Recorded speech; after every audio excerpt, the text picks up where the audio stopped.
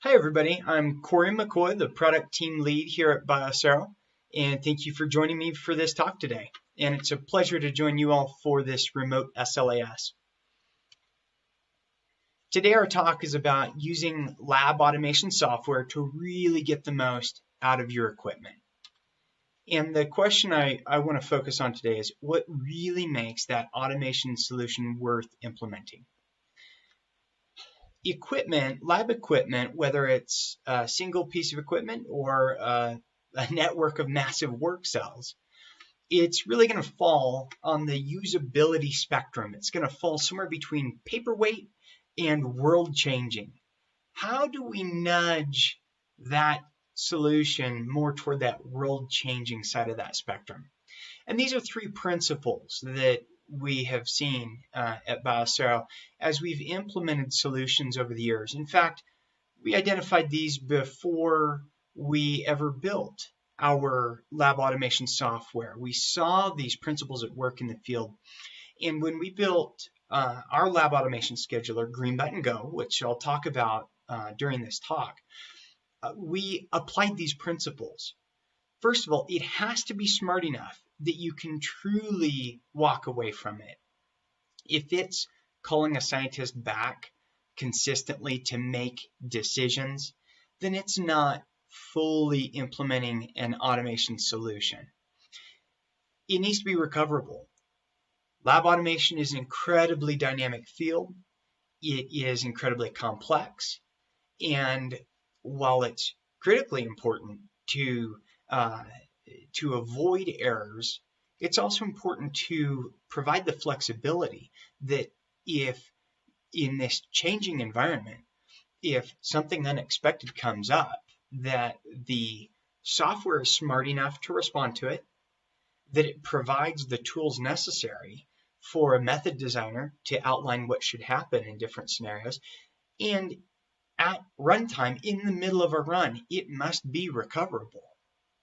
Finally, it needs to be flexible enough that as a scientist is evaluating an experiment, perhaps one that is currently being done manually, if it can be outlined on paper, it should be able to be input into the software. The scientist should not have to change the process or certain parameters of the experiment just to be able to meet some arbitrary software requirements. So the software itself should be very, very flexible in allowing those inputs. The example I'm going to use today is, of course, Green Button Go. As I said, we built these principles in. On the arrow here, we're taking an overview of a system. We are applying a method using drag and drop commands. We're running it, and finally at the end of the arrow, we're getting this consistent data output. And that is what is changing the world, is the data and making these discoveries. How do we reliably get that? Let's dive into each of these 3 points just a little bit deeper. Automated decision making and threshold evaluation. This is my example of that first topic of really smart software. In this slide, what you see at left is a process, a method that has been laid out. It is a piece of an assay. And on the right-hand side, you see a second imaging operation being done on plates that warrant it. So what's happening in the middle? This is the decision point where a scientist should not need to come to the work cell and do a manual evaluation. On the left, what you're seeing is a plate's coming out of incubation, it's going to an imager, and then there's another step we'll explain in a moment, and then finally it goes to the wasp to be sealed. Well, that step that says run evaluate first image, that is a custom procedure that I was able to very easily outline in the middle here, where after the plate's picked up from the imager and before it's placed on the sealer, it can be evaluated so that its image result is evaluated against a particular threshold or criteria, maybe even some criteria that allows the software to infer what an appropriate threshold would be for a hit. The possibilities are almost endless here to allow the software to decide where to put that plate. And just by placing the plate in a different zone in the incubator, when it's put away, we can actually trigger or insert it into that following process that can be scheduled to run when appropriate, either scheduled by the scientist or scheduled by the software itself. A following run can be enqueued. This is the type of intelligence that automation software must have to be able to really take on the burden and the work of moving plates where they need to go, so that the scientist is free to do the pieces of that work that the automation cannot do. Let's look at our next topic, error handling. And the example I'm going to use here is the automatic quarantine. The idea is that when something goes wrong, plates are impacted, and how do you fulfill all the requirements I mentioned a few minutes ago? How do you allow the method designer to say, if something goes wrong, we need to take specific actions? How do you allow the user, whether that's a scientist or automation engineer, in the middle of a run to recover from a particularly complex scenario? Well, first of all, in my example, automatic quarantine, let's say that an instrument downstream fails, and this impacts the timing of plates that were expected to pass through that instrument. Well, first of all, the software needs to make it as easy as possible to recover that instrument or drop a replacement into place. There are times when we simply cannot lose the samples that are on the deck, and Green Button Go provides that. Once the failure is actually recovered, one option is for the system to automatically discard the plates that were impacted and then proceed with the rest of the plates that are still valid. Another option that a method designer might choose to set up would be for the plates that are impacted to be offloaded into a particular quarantine zone in some other storage, or flag the user in a particular way.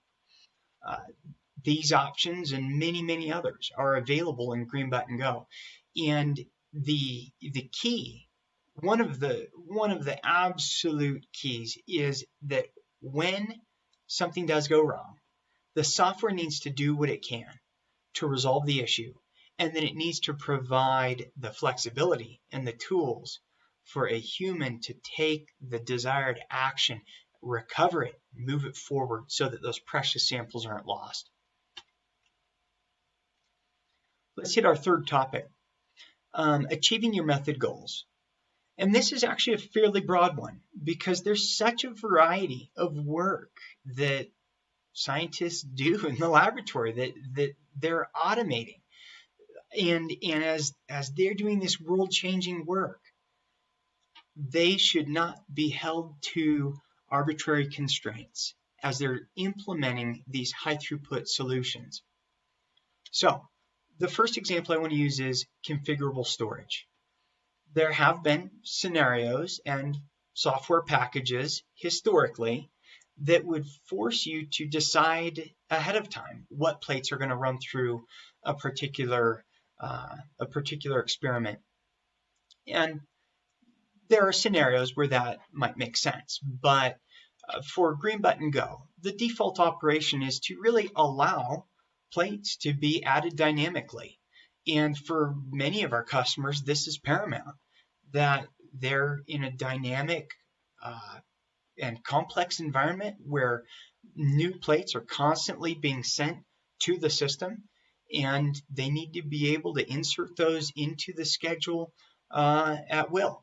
And so one of the many ways that we can implement that and have implemented that is to simply allow a user to walk up, place plates into a device like an incubator, and then simply tell the scheduler, I have added plates, you figure it out from there. And what you see on the right hand side of the screen is an example of that. This is a custom screen that took no coding. I threw it together in Green Button Go using drag and drop tools. This is an option we offer by default in Green Button Go. And I put an image of the incubator there and put some notes, and this will display some useful information at runtime. And then you can see that button, Reinventory. The idea is that after, as a user, after I place the plates in the system, I would simply click that button, and the system will, when appropriate, ask the incubator to do a reinventory with the onboard barcode scanner and update its data tables with those new barcodes. So a very simple solution to something that we've actually seen many times in the lab, where users have said, well, what I'd really like to do is be able to just dynamically add these plates. Yeah, that's not a problem. The software should be able to handle that. And here are a few other examples of that. Hybrid automation, the ability to connect fully automated processes with semi-automated or manual processes and have an effective handoff in communication. Timing studies, the ability to see how your runtiming is going to be impacted by certain changes. Complex sequences, the ability to take a complex instrument like a liquid handler and perhaps a very elaborate workflow, and with maximum of ease, insert that logic into the software. These types of tools allow you to implement your solution in the way that you want without arbitrary requirements. In review, your lab automation software should be smart enough to walk away from. It should be recoverable no matter what error comes up. And it should be flexible enough that you get the method that you really are looking for. Thank you for joining me. And if you have any questions, please join us at the exhibit booth to chat further about this. Thank you.